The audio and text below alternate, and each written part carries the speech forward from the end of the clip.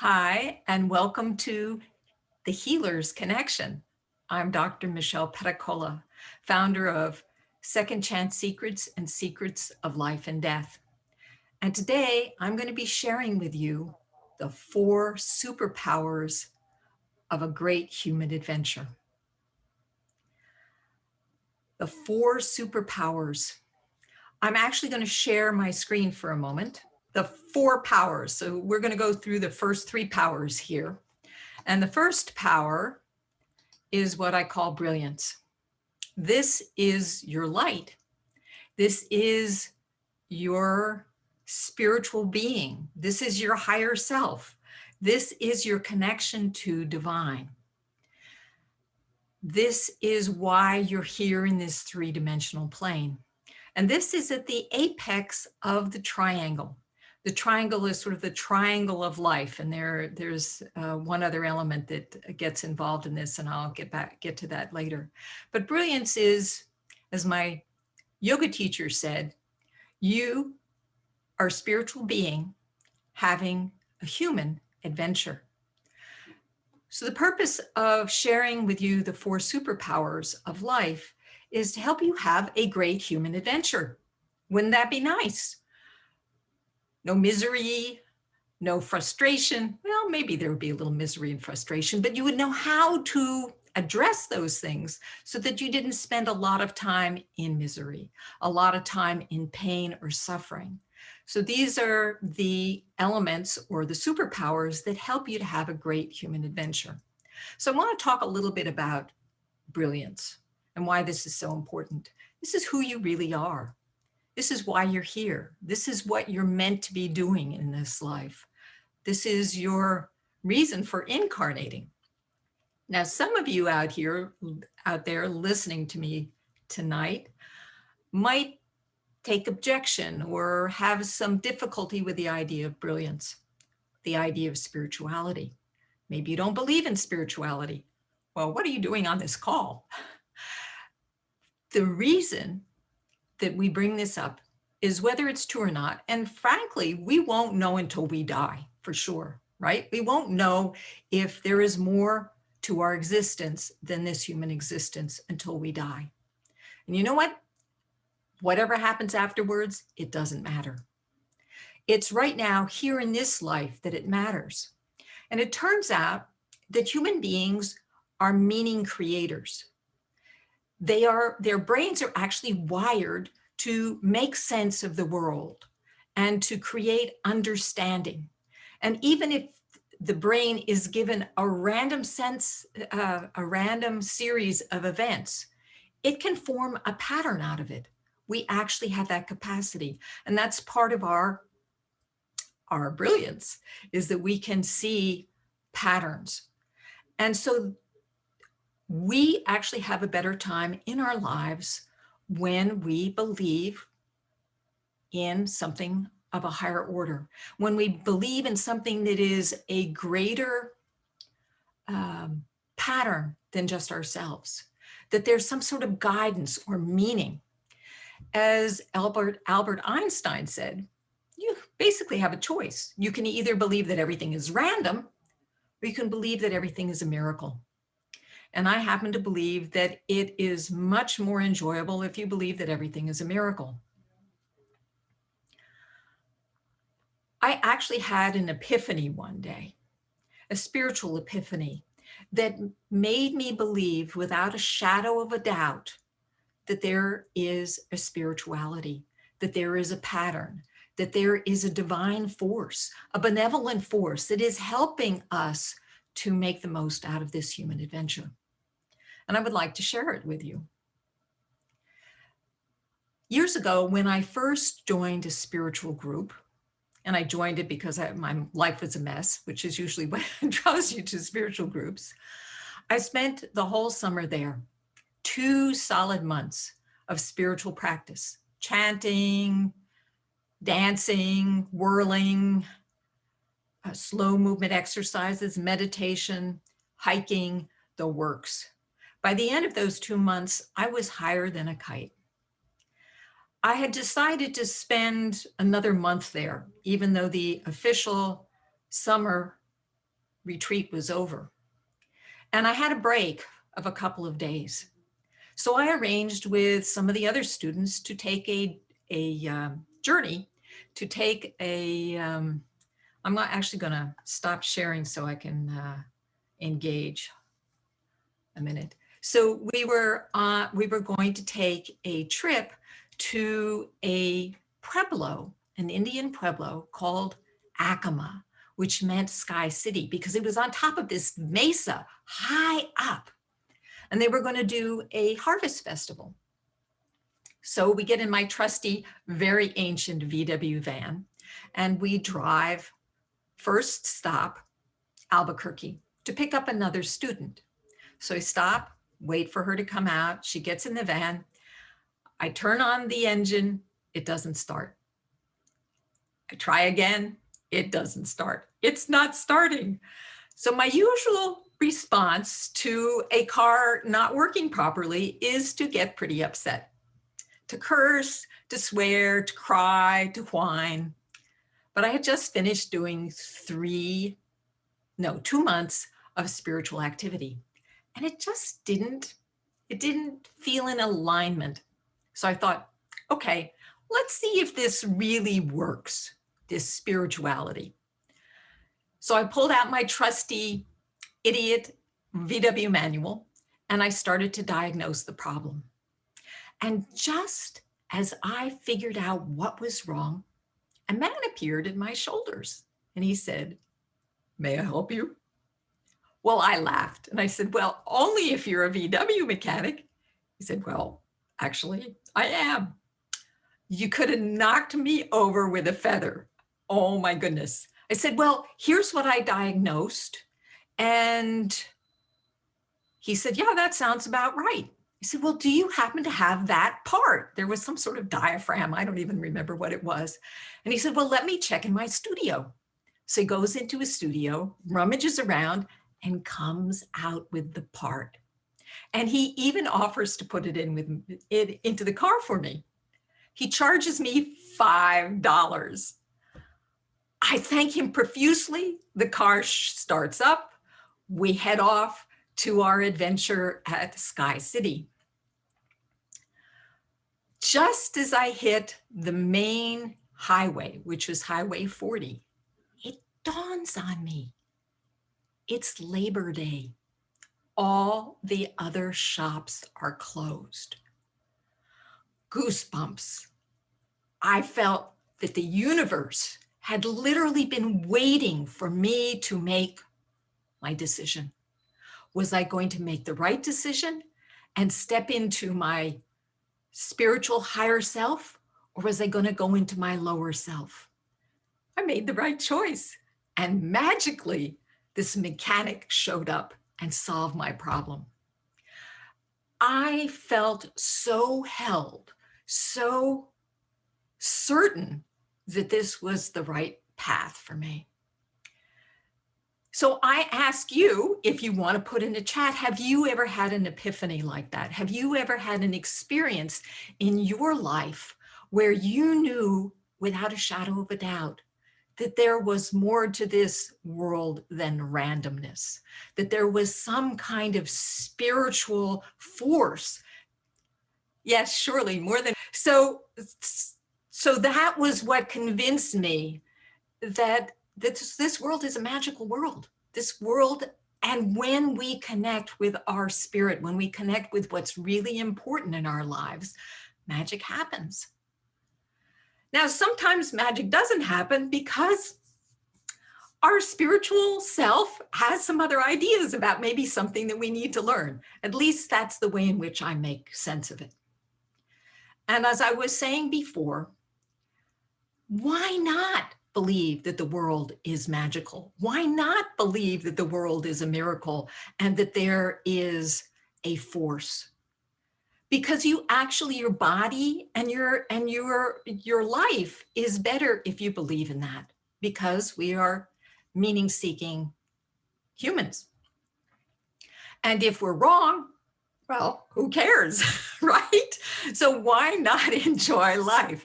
That's my take. Okay, so brilliance is what I call that spiritual part of ourselves. It's that light, it's that spark that tells us, guides us, that shows us the way, that gives us a different perspective on things. So now the next superpower is what I, of course, call the body. We are spiritual beings, but we navigate this three-dimensional plane in human bodies.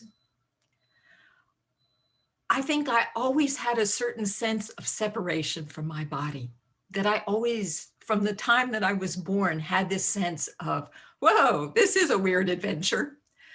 The body is amazing and powerful and also fragile, especially when we're born and we're little tiny babies. So the body has its own agenda. 300 billion cells, all working together to keep you alive, to keep you growing, to keep you fueled, to keep you energized, to fight off pathogens, and to protect you when somebody attacks you. And the body has at its disposal the most amazing chemistry set, the most amazing chemical lab that would put Dow Chemical to shame. It is powerful. If you have ever struggled with an emotion like anger or frustration or depression or despair or grief, you know what I'm talking about. It's powerful. It sends out these hormones that can take you to your knees and act crazily and do strange things. So as a spiritual being, we need to learn to work with the body. So there's a problem in that the body wants to protect you, and your spiritual being may have bigger ideas. So you have to learn to work with the body and learn how to diffuse the body when it's upset. Now, here's something that's really important about the body. When these chemicals are released in your body, they actually need to be moved out. And the problem is that our culture tends to keep us in a state of agitation, of stress. And so these chemicals stay in our body chronically. We're worried about whether or not we can keep our job.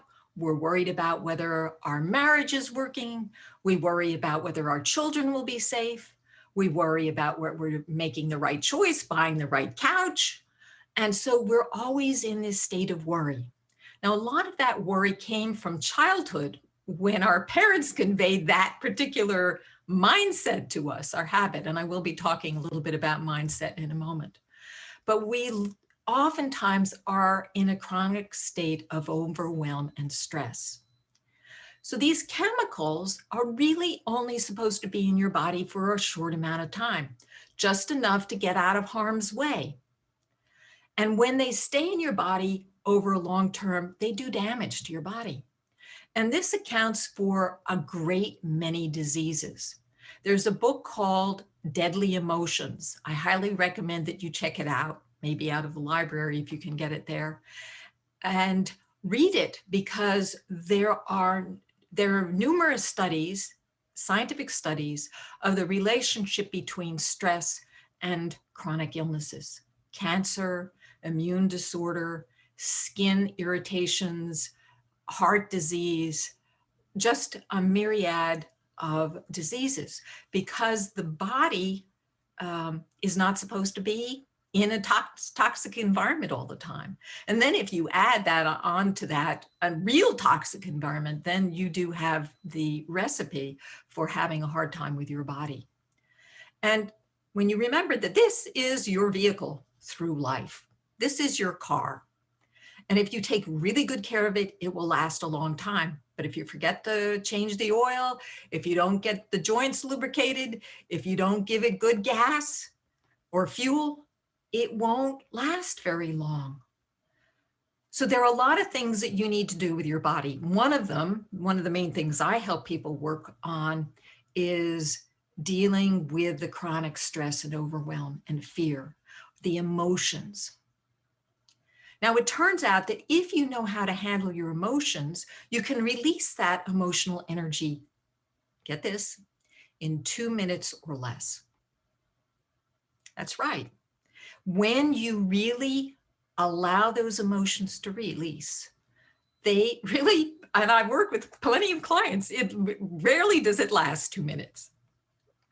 The problem is the third superpower. You got it, the brain. So the brain works in coordination with the body to protect it, because that basically, when the body is upset, it's not a pleasant thing. It does not feel comfortable when you are upset, when you're depressed, when you're angry, when you're anxious. And so, or fearful. Fearful is like, whoa, you really don't want to be fearful. So the brain comes up with patterns of behavior to protect you. I'm going to stop sharing for a moment. So the brain comes up with patterns to protect you from experiencing fear. Now I want you to think back to when you were a little child, a baby, maybe 1, 2, 3. Those first 3 years of your life are critical because your brain is forming at that point. And any kind of trauma, even a tiny trauma, it can be huge for an infant. Now, just like all human beings, that infant has at its disposal certain patterns, certain tools for it to get what it needs. Now, if the environment is such, maybe the child experienced not enough love. So that's one that I run across a lot. So not enough love, then the child learns a way to attract the attention and love it needs. Now, one of the patterns I notice that's really, really, really common is what I call the people pleaser. I know this well because it was the pattern that I learned. And the problem with the people pleaser is that it's really successful for a long time. It works really, really well in school. You get great grades, the teachers love you. If you're a people pleaser, they embrace you. The problem is, as you get older and you start to want to step into your power, people pleasing gets in the way. In fact, people pleasing can prevent you from even realizing that there's anything else you need to do. And it's only, and this is my belief, that brilliance, your spiritual side of yourself, starts throwing wake-up calls at you to wake you up and say, hey, honey, this is not the way in which you need to live your life. And I guess I must have had 3 or 4 wake-up calls before I finally woke up and said, okay, maybe pleasing is not the answer to my life. And I will tell you in a moment what did wake me up. So the other pattern that I run into a lot is what I call the controller. And the controller tends to come from a more dramatic life circumstance. Maybe it's chaotic. Maybe the parents are not really together enough to provide the basic essentials. It's not safe. Maybe one of them is violent or abusive or aggressive. And so the child learns patterns to protect itself. For example, my husband came from a background that was more of that chaotic. Well, it wasn't so much chaotic. It was more violent, verbally abusive. And he learned the pattern of becoming invisible. And to this day, this guy can disappear like that. I can't find him. He's like a chameleon, he becomes invisible. Whenever he doesn't want to deal with something, he becomes invisible. And sometimes he just does it because he doesn't want to be bothered. He really has that down. So that's one pattern. Another pattern of the controller is that they want to make sure that they're safe. So while the pleaser wants to feel loved and appreciated and works on a ways to manipulate the world to get what they want, the controller wants to keep everything safe. Now, there is a problem with that pattern as well. Oftentimes, controllers can be quite successful in the world because they want to keep everything in control. However, even they have limits because they want to be safe. So brilliance comes along and says, wait a minute, that's not quite what we want, and starts throwing those wake-up calls. So I'm going to tell you about my wake-up call. And then I would love for you to think about what your wake-up calls have been in your life and whether you are either a pleaser or a controller. And sometimes there's a little mixture of both, it's like you want to control the situation in a particular moment, or maybe you're more a pleaser. I don't think these are exclusive categories. My wake-up call came when my mother was dying. Now, my mother was a toy designer, and she actually sold her toys to corporations in New York City. Gun, E.G. Dolls, Hasbro, Sears. So she wasn't like, this little stay-at-home mom who sewed up little rag dolls. She was going for the big time. And before she was dying, we were sitting in her studio, and I was trying to be the dutiful daughter, and I was going through some of her many Xerox copies of designs. And I said, do you need this anymore? And she looked at it and she said, oh, I guess I'll never get to that project. Her words pierced my heart. Now, I have to admit that I ran away. I did not engage her on that topic. It freaked me out. So I simply said, we don't have to talk about this. But it woke me up. It totally catalyzed me because I realized if my mother, who was the poster child of living her life purpose, she had a grand time, if she had regrets, where was that going to leave me?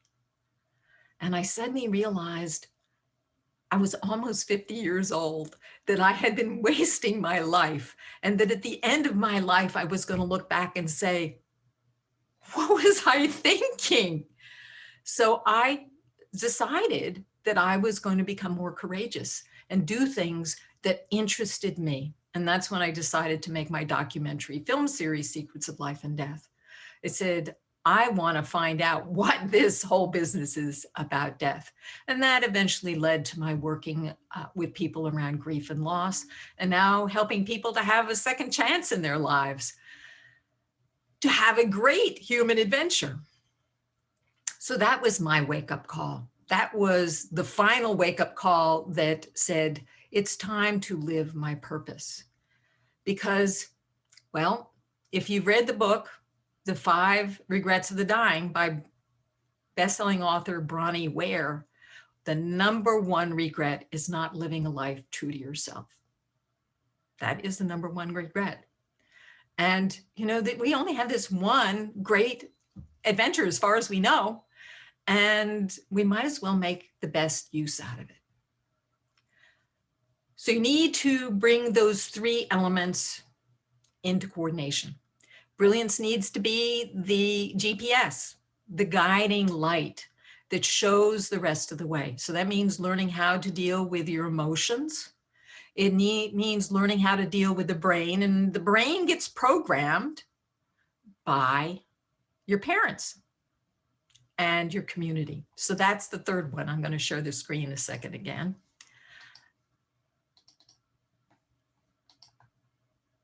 So we have, community. Community encompasses, so that you can see that brilliance is outside of the world, but it's also in the world, but it's like the observer self looking at things, but it isn't necessarily in the world. If you're in the world, you're either engaged in body or brain, and you're within that sphere and influence of the community. Okay, so the reason why I'm putting this PowerPoint on there is sometimes if you see a graphic, it will stick with you better. So community exists in 2 ways. an internal community, and that's your programming from your childhood. And sometimes it's memory, and sometimes it's totally unconscious, but it influences your behavior. That when you try and do things that are maybe against some agreement that you made with your parents or some belief, it will activate the body, and the body might try and sabotage you or give you a hard time or get scared or get sick or some way try and sabotage what you're trying to do. So you want to bring that subconscious stuff up. You need to address that. The other way in which we connect with community is our community in our present. Who surrounds you? Who do you interact with? Who are the people that are significant in your life? Your spouse, your children, your parents if they're still alive, your friends. What I have noticed from the years I've been working in grief and loss and then coaching with people in terms of creating a great human adventure is that we tend to choose people that sort of replicate our parents in some way or another. I happen to believe that that's not a bad thing. That those people, my husband sort of embodies certain aspects of my mother, help us to heal those patterns, help us to bring them up and address them. Now, sometimes you go too far and maybe you do need to step out of a relationship because it's holding you back. But hold on there and hang in there because you may learn something. So I have another story to share. One time I was working as a temp in New York City, and it was really hard to get temping jobs. I was like a secretary temp, and I was working, I got a job from a company that belonged to one of the richest men in the United States. And I actually had to take a test and I had to be interviewed. And back in those days, you know, you were like a temp. They just called you up, you showed up, no big deal. But this was serious. So I did it. And I was working for a vice president. Now, he was a little different from the usual people I was working with, had worked with before, because he wanted to be on a first name basis. And he was jokey and friendly, unless I was jokey and friendly back. And then suddenly he was not. But the main problem was that he had a tendency to not explain what he wanted very well. So one day he brought a manuscript to me, which had a bunch of tabs with the Post-it notes in it. And he said, send this upstairs to the boss. So I put it in an inter-office envelope and I sent it up.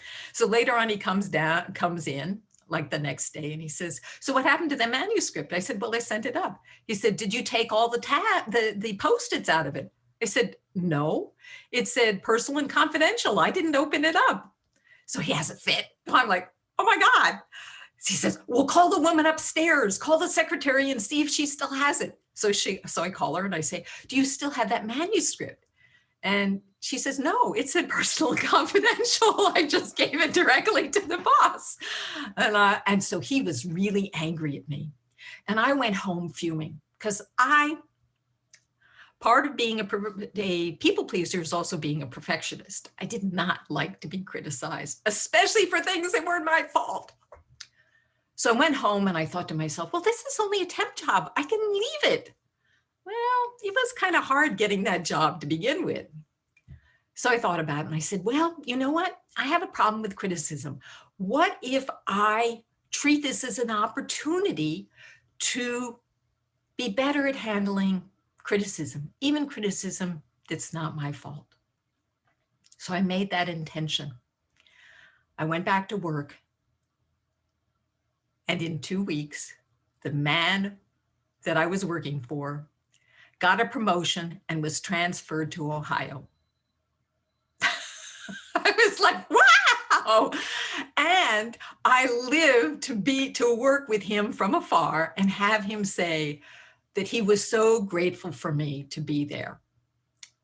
So it was like, okay, maybe if we change the way in which we think about things, we can actually have more success in our lives.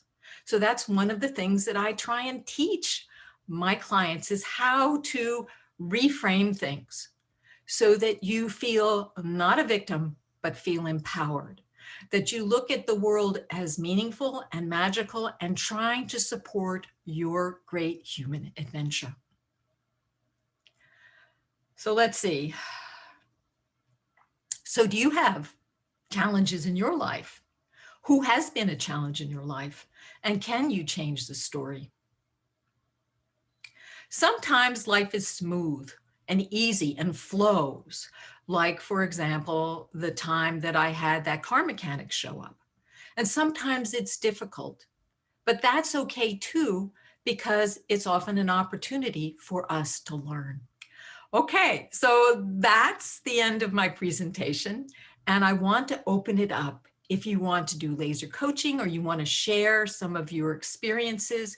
Now, I can unpin myself and you can show up. But if you want to hide yourself, then you can change your name to some kind of nickname. Yeah, wake up calls, they seem to be, I have periods where there are none. And maybe I have this idea that I am awake. You have And this then idea, I'm that sorry, I am awake. And that you then are.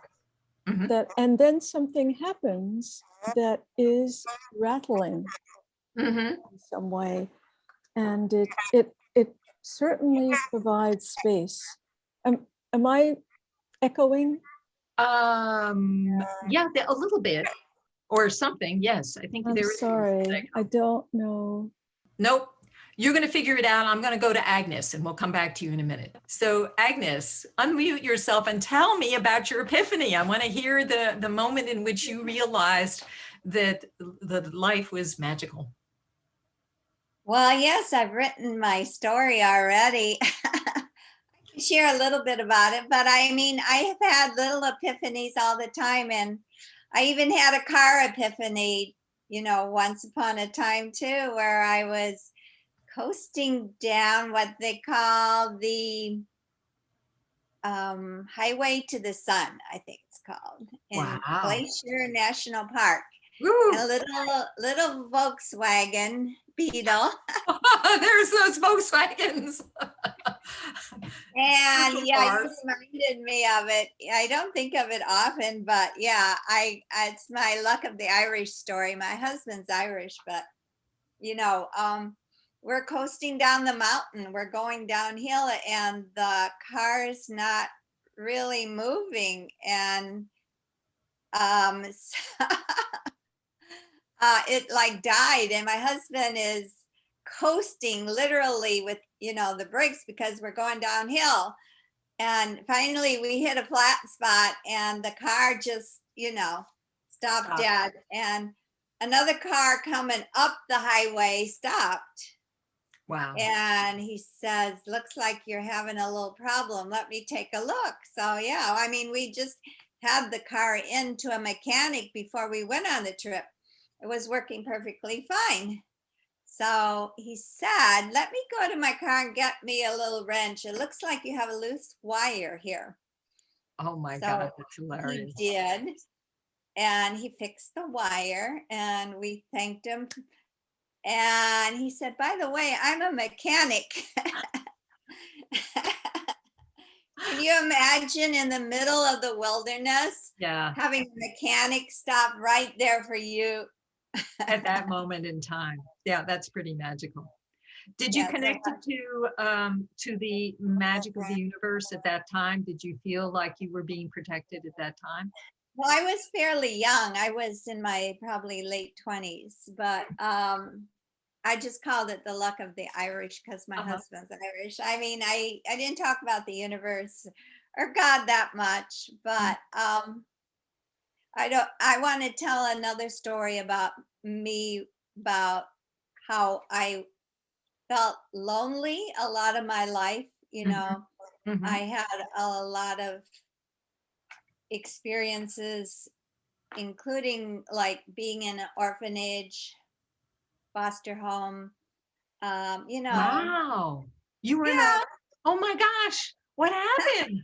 Wow, what happened? Sorry, I don't want to go into it, but Okay, fair yeah, enough. I Just like, married. I I mean, got that's married. huge.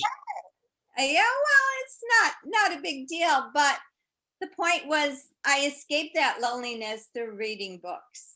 You know, Ah, I uh-huh, had an escape from it, and I became uh-huh, a very good student. I also became what you call a people pleaser. uh-huh. Actually, one of my teachers, psychosomatic teachers, looked at me and she said, "You have the perfect body of someone who bends over backwards to take care of others." I said, "Yep, that's me." Take care of my Me too. husband. I have that. I can tell you what that Yeah, I posture have, is. it's like You just let all your little energy and flow breast, out. yeah, big breast, whatever. So yeah, Yeah, it's the yeah. actual body type. But when I heard that, I immediately released that because I didn't want to have that in my subconscious anymore, that I had to do that. It's about choosing what, serves That's me. But right. anyhow, Okay, so Uh, back to you, Naomi. well, Michelle, I'm here because I've been present with you when you were speaking about various things, generally about life and death. And I've always been very impressed with your clarity, your warmth, your kindness, and your knowledge of this field.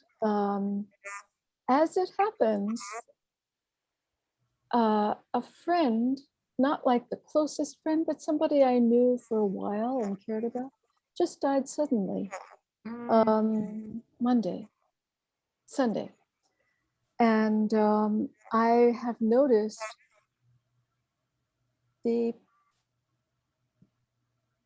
I've been able, what can I say? I'm grateful that my Sufi practice of being present to what's happening the best I can, I can't always, stood me in good stead. I feel like I'm changed by that. Initially, I felt very rattled, very like kind of, I wouldn't say expanded, but kind of like pulled out of myself, like my usual to-do list self was nowhere to be found. Mhm, And I was just trying to be with it. It was for her sake. It was the surprise, and it was the reality of, hey, this is you. This is everybody. This is everybody yes, you care about. yes, yes. And I'm old enough to know that, but clearly there are levels in me that have not taken that in. So I've noticed that today, because I at least wasn't fighting how, what's the word, unbalanced I felt, kind of, a bit like this. It changed in its own accord. And today was really a lovely day with nothing special happening. Nothing Nice. special happening. I went to the library in person today for the first time since Yeah, COVID. that's And great. there was a parking space for me right there where usually it's quite full.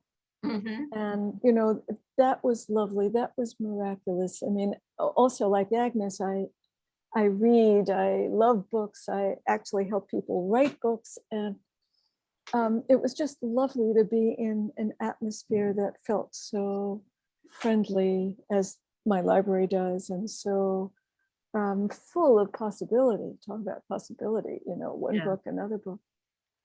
So it's just been interesting.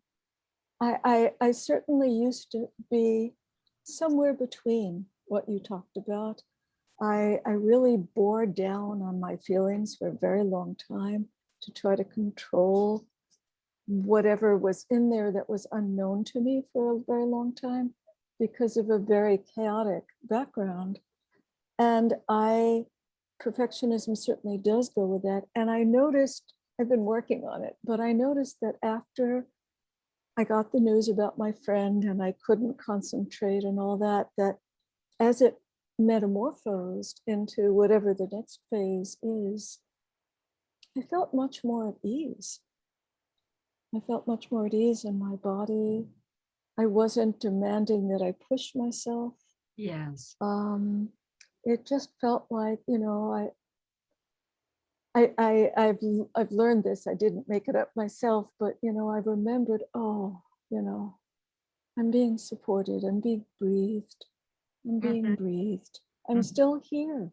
Yeah, What do I want to do? You know, I'm yeah. still here. So it kind of brought me to a place of saying, well, the teaching is really clear, Naomi. It's look at the people you love now. They're here now. You're here now. You Right, know, right. give yourself the capacity to feel and express the love Yes, while they're here. while they're here. So Yes. that's what I learned from that. So that's a little bit of a wake-up call. And Yeah. because you were listening and allowing, you were able to hear it. And you were making a very good point, which is that when somebody that is part of our sphere dies, this is disorienting to the body because bodies bond. We are wired to bond. So when a bond is broken, it has a physiological impact on us, no matter what our brains say. It's still going to be there. And you did exactly what you needed to do, which is to allow those emotions, that energy to flow through you instead of trying to clamp it down, which I hate to tell you is what we're taught is in this culture is to repress our feelings. I worked with this woman who she came to me, she had been grieving for 20 years the loss of her husband. I mean, actively, tears flowing out of her eyes. And in less than a month, she stopped because I gave her permission to grieve. All that time she was holding it back and it would break through. But as soon as she got the permission, she allowed the energy to transmute. And and that was it. She was able to go back to having a life, of not having that define her life. So learning that essential secret of the body, of allowing your body to be where it is. And you know, we're really taught to push ourselves, to work real hard, to keep going. And oftentimes that can result in ill health or hurting or pain or breaking or straining. And as we get older, I think as we get older, we actually become way more conscious about that. Don't you think? That we're a lot more careful. We pay a lot more attention to our bodies because the consequences are much greater. Okay. Agnes, do you have anything to add? Not really. I think we have a couple minutes. I'll just say thank you. It was awesome to hear you, and thank you for sharing your wisdom. Okay, and we will be seeing both of you back, Naomi, and maybe you'll come to some of my other events. I'm going to have different people showing up, and I really want you to understand that this is a clearinghouse. This is um, container for us to share our wisdom. So thank you for joining me. Uh, be brilliant. Any last comments? If not, have a great evening, great rest of the week, and bye for now. Thank you. Thank you. Thank you both. Bye bye. Bye-bye. Bye-bye.